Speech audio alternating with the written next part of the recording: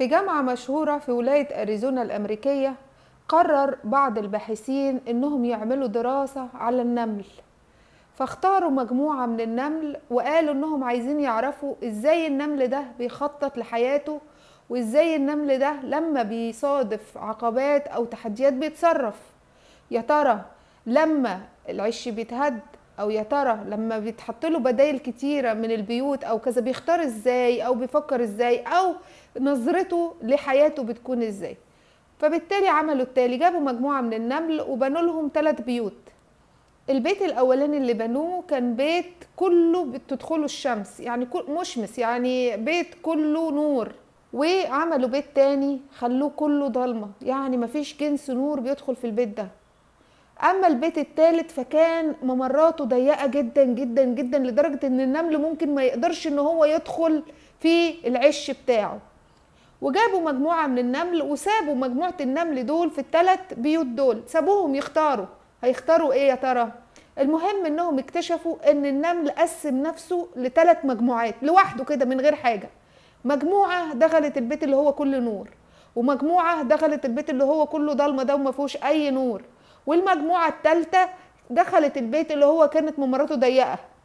وبعدين بدأت كل مجموعة تحاول تظبط البيت أو العش بتاعها على الطريقة اللي تريحها. فالمجموعة اللي كانت بيتها كله ضيق بدأت توسع الممرات، توسع الممرات وتفتح تاني مسارات وتعمل عشان توسع على نفسها. والمجموعة اللي كانت قاعدة في الظلام دي طول الوقت فعملت ايه؟ بدأت تفتح مسارات عشان يخش النور جوه العشيش بتاعها. اما المجموعة الاولى اللي هي كان عندهم نور كتير، دول بقى بدأوا يعملوا زي ايه، شيدز كده، او زي ما بنقول ايه، يعني يعملوا يضلموا اماكن كده. فالمهم ان الباحثين قالوا ايه، يعني ايه الذكاء ده، ايه الذكاء ده انهم بيحاولوا ان هم يسيستموا وضعهم ويسيستموا حياتهم بالمتاح. يعني مفيش نملة طلعت وقالت انه والله لا ده بيتي ضيق، لا والله اصل انا عندي الشمس مش عارفة مش بتخش شكلها ايه، لا والله ده انا مش عارفة انام من كتر لا.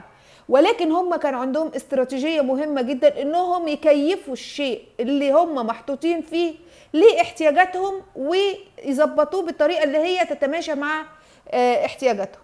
المهم فطلعوا من الدراسة دي انه النمل عنده قدرة رهيبة على التكيف مع الاوضاع.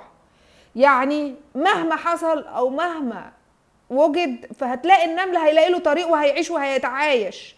عرفتوا ازاي؟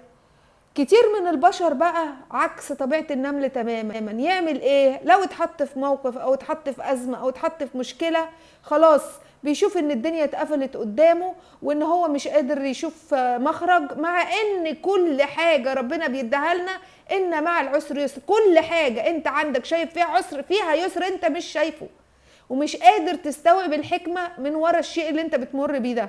عشان كده مهم جدا الانسان يحط لنفسه استراتيجيات بديلة. او انا دلوقتي في الوضع الفلاني، انا دلوقتي ما عنديش فلوس، ايه اللي اقدر اعمله عشان ادخل فلوس ولو مبلغ بسيط؟ ممكن اعمل فيديوهات، ممكن اعمل مش اساعد حد في الشارع، ممكن اشوف حد كبير في السن محتاج حد يساعده. المهم ان هو الانسان لازم يستخدم الامكانيات اللي ربنا سبحانه وتعالى مديها له.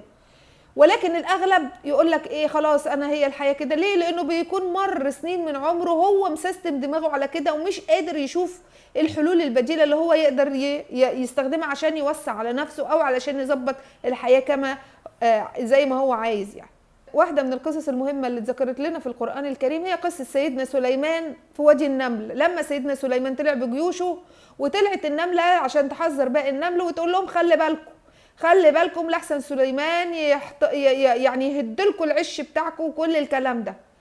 فلازم قبل ما بتحصل لك احداث لازم بيكون في انذار. قبل ما يتهدم عندك شيء لازم يكون ربنا باعت لك انذار. لازم قبل ما تفقد وظيفه لازم يكون ربنا باعت لك انذار. لازم قبل ما تفقد فلوس لازم ربنا يكون باعت لك انذار. الانذار سنه من سنن ربنا سبحانه وتعالى في الكون. وعشان تستقبل السنه دي وتفهمها لازم تفهم الوضع اللي انت فيه ده كانت مقدمته ايه اللي حصل قبل كده وصلك لهذا الموقف. هنرجع تاني لقصة النملة بتاعت سيدنا سليمان. النمل متعود في حياته انه البشر تدوس عليه، الحيوانات تدوس عليه، المية تيجي تغرق له العش.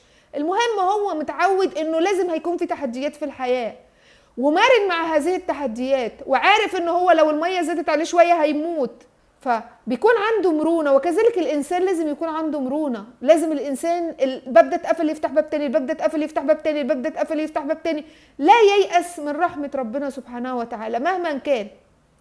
فاللي عايزة أقوله لكم إنه التحديات موجودة عشان تطلع اللي انت مش عارفه عن نفسك، اللي انت ممكن ما تكونش شايفه في نفسك او منتبه ليه. فما تاخدش الموضوع بمسألة شخصية، ولكن كن مرن زي النمل كده، وتوقع كل شيء في هذه الحياة. ما ترسمش ابدا الطريق لربنا وتقول له اعمل لي كذا وانا عايز كذا وانا عايز كذا. يمكن انت اللي بتعمله ده هو سبب هلاكك اساسا، ويمكن لما انت تفتح ابواب تانية وتانية وتانية ربنا يدخلك منها ابواب رزق، ويكون ربنا يجازيك على قد هذا المجهود اللي انت بتعمله. اذا مهم جدا نفهم ان احنا لازم ناخد الحكمة بتاعت النمل. الحكمة هي ان سنة من سنن الحياة هي الهدم والبناء. لازم هدم ولازم بناء، لازم هدم ولازم بناء. والهدم بيجي جواك وبيجي حواليك وبيجي في كل مكان عشان يطلع النسخ الافضل مننا. فساعات الانسان بيزعل لانه الانسان بيبقى عايز كل حاجة كده رتيبة، كل حاجة تكون ماشية بسيستم، كل حاجة بنظام. ولكن الكون لازم يعلمك انه مفيش نظام الا النظام اللي ربنا حطه، ولازم تقبله. لازم تقبله. رفضك ليه هيزيد كتير المشاكل اللي انت بتواجهها في حياتك. فالفيديو النهارده انا اتكلمت معاكم عن استراتيجية الهدم والبناء، وانه دي سنة من سنن الكون، وان عليك تتقبل الهدم مهما كان، سواء كان هدم في صحتك او في مالك او في ولادك او في كل حاجات زي كده. لازم نكون مرنين. وللأسف لما الانسان بيكبر في السن شوية بتكون ده صعب عليه، فعشان كده ربنا يبدأ يديك حاجات عشان تكون مرن وتتقبل. ولازم نتقبل، لازم نتقبل كل شيء ربنا سبحانه وتعالى أمر وقدره لنا في هذه الحياة ونرضى بيه. أنا دينا اللوزي وبتمنى لكم كل السعادة. شكرا لكم.